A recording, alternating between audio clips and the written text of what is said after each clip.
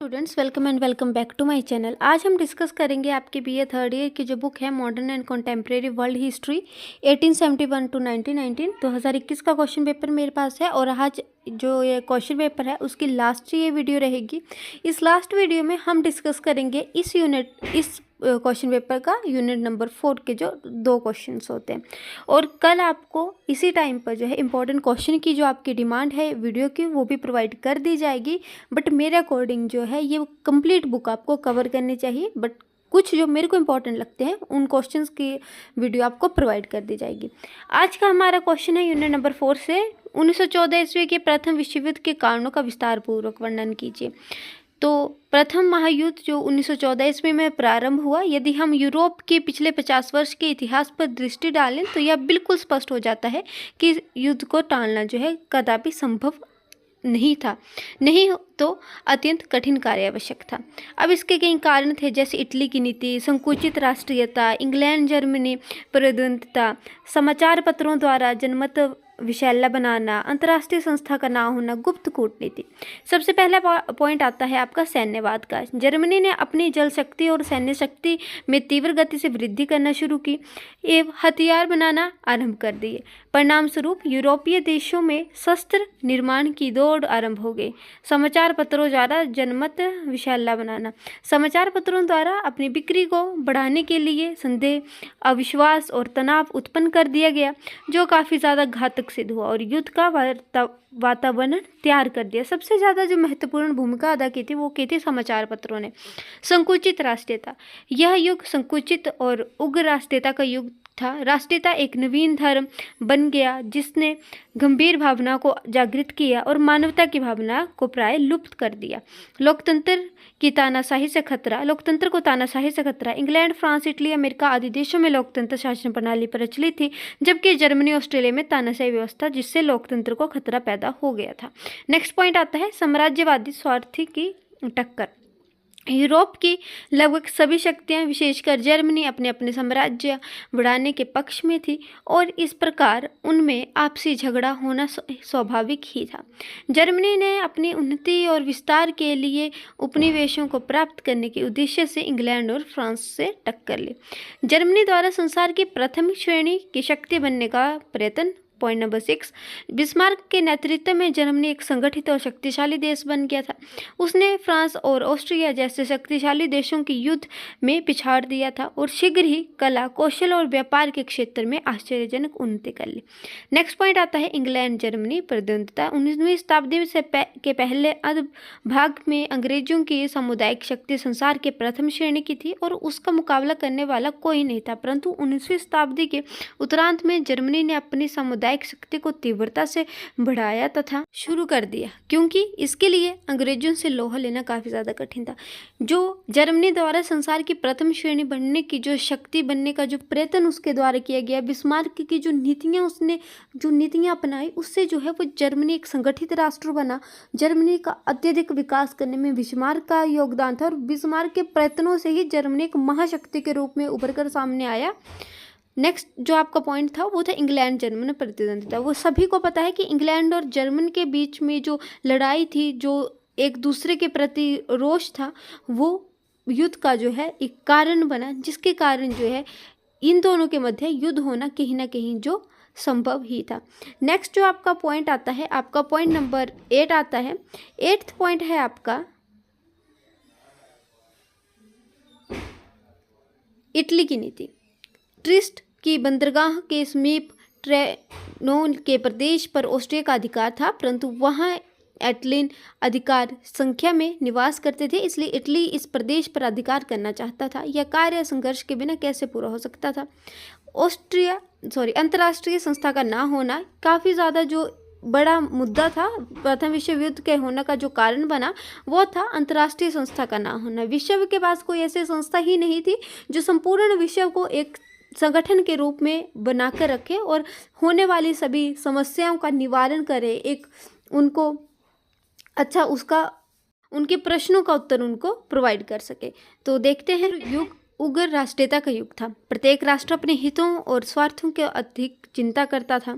अंतर्राष्ट्रीय कानूनों और सदाचार को लागू करने और राष्ट्रों के आपसी संबंधों पर नियंत्रण रखने के लिए जो था कोई अंतर्राष्ट्रीय संस्था नहीं थी। गुप्त कूटनीति। अंतर्राष्ट्रीय क्षेत्र में अराजकता फैली हुई थी और अंतर्राष्ट्रीय संबंधों की कोई देखभाल के लिए कोई संस्था नहीं थी।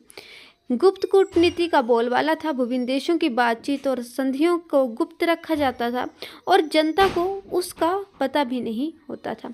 गुप्त कूटनीति से हमारा अभिप्राय उस नीति से होता है जो नीति केवल और केवल सरकार को पता होगी और जनता को उस नीति को कोई भनक भी नहीं होगी। अब कोई युद्ध होता है तो उसका जो मुख्य हित होता है वो कहीं ना कहीं सरकार का हित होता है, राष्ट्रीयता का हित होता है, व्यक्ति विशेष का हित नहीं होता है। तो गुप्त कूटनीति भी उसे कहा जाएगा जिसमें जो है केवल सरकार को उन चीज़ों का पता होगा और जनता को जो है उस चीज़ की जो भनक नहीं होगी। इसलिए यहाँ पर लिखा गया है विभिन्न देशों की बातचीत और संधियों को गुप्त रखा जाता था और जनता को उसका जो था वो पता भी नहीं होता था। नेक्स्ट जो आपका क्वेश्चन आता है वो आता है, काफ़ी ज़्यादा इंपॉर्टेंट क्वेश्चन है, वार्षे की संधि के आलोचनात्मक पक्ष का वर्णन करिए। इसके पक्ष और विपक्ष का जो क्वेश्चन है वो काफ़ी ज़्यादा इंपॉर्टेंट है, तो आपने उनको जो है कभी भी मिस नहीं करना है, आपने उनको ज़रूर याद करना है। अमेरिका के राष्ट्रपति डॉक्टर विल्सन शांतिप्रिय व्यक्ति था। वह युद्ध के बाद यूरोप की व्यवस्था इस ढंग से करना चाहता था कि पुनः युद्ध की संभावना को समाप्त कर दिया जाए। उसने मित्र राष्ट्रों के सम्मुख 14 सिद्धांत रखे और इनके आधार पर संधि की शर्तें तैयार करने और यूरोप को पुनः व्यवस्था करने की अपील की। परंतु कुछ विचारकों ने इसकी आलोचना की, जिसका वर्णन इस प्रकार है। फॉर एग्जाम्पल, जैसे बोला गया कि जो वार्षे की संधि थी वो काफ़ी ज़्यादा कठोर थी और अपमानजनक संधि थी, आदेशित संधि थी।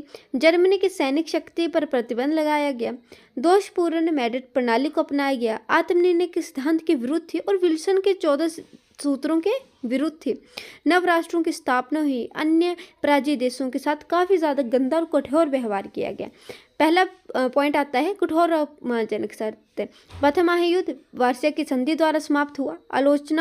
आलोचकों का कहना है कि यह संधि न्याय पर आधारित नहीं थी और अति कठोर थी, इसलिए यह अपने उद्देश्य में सफल ना हो सके। आदेशित संधि। जर्मनी और उसके साथी दोनों पर यह संधि बलपूर्वक ठोसी गई थी। यह संधि एक आदेशित संधि थी। इसकी शर्त निश्चित करते समय जर्मनी के प्रतिनिधियों को अपने विचार प्रकट करने का भी अवसर जो है प्रदान नहीं किए गए थे, जो कि काफ़ी ज़्यादा गलत माना गया था आलोचकों के द्वारा। जर्मनी की सैनिक शक्ति पर प्रतिबंध लगा दिए गए। जर्मनी के लिए यह संधि काफ़ी ज़्यादा अपमानजनक थी और इसकी शर्तें भी जो थी काफ़ी ज़्यादा कठोर थी। इसके के प्रदेश और सभी उपनिवेश छीन लिए गए और उसे एक निर्बल देश बना दिया गया। प्रतिशोध पर आधारित इस संधि ने जर्मनी के गौरव और मान को काफ़ी ज़्यादा धक्का दिया। यह संधि कठोर ही नहीं वरन प्रतिशोध की सीमा पर आधारित थी। इस संधि का सिद्धांत था विजेता को ही लूट का अधिकार है और इस पर मित्र राष्ट्र ही विजेता था। विल्सन के 14 सूत्रों के विरुद्ध। अतः यह संधि अन्यायपूर्ण थी और इसमें आदान प्रदान का भाव था। इसमें विल्सन के 14 आदेशों की अवहेलना की गई। निशस्त्रीकरण का सिद्धांत केवल जर्मनी पर लागू किया गया, अन्य देशों पर नहीं। नेक्स्ट आता है आत्मनिर्णय के सिद्धांत के विरुद्ध। जर्मनी, ऑस्ट्रिया, हंगरी तथा तुर्की की सीमाओं पर का फैसला करते समय आत्मनिर्णय के सिद्धांत का भी तनिक परवाह न की गई। इन पराजित देशों को अनेक प्रदेश अन्य देशों को देते समय वहां के लोगों से पूछा तक नहीं गया। नाजीवाद तथा फासिस्टवाद का उदय। इस संधि ने जर्मनी में नाजीवाद और इटली में फासिस्टवाद को जन्म देकर संसार को दूसरे महायुद्ध की जो था आग में धकेलने का जो था वो कार्य किया था। दोषपूर्ण मैड्रिड प्रणाली। जर्मनी और तुर्की में उपनिवेश उनसे छीनकर मैड्रिड प्रणाली के अनुसार राष्ट्रसंघ और की अधीनता में अन्य देशों को सौंप दिए गए।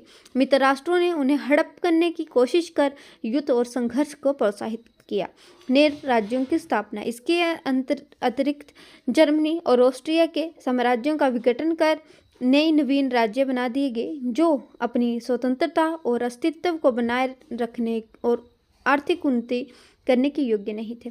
राष्ट्रसंघ का निर्बलता। राष्ट्रसंघ की स्थापना जिन उद्देश्यों को लेकर की गई थी, राष्ट्रसंघ उन उद्देश्यों को पूर्ण करने में काफ़ी ज़्यादा हद तक असफल रहा।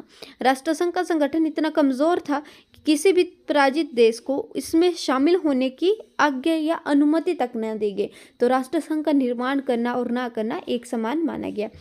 कल आपको प्रोवाइड की जाएगी इंपॉर्टेंट क्वेश्चन की वीडियो, तो उसको भी देखना ना भूले।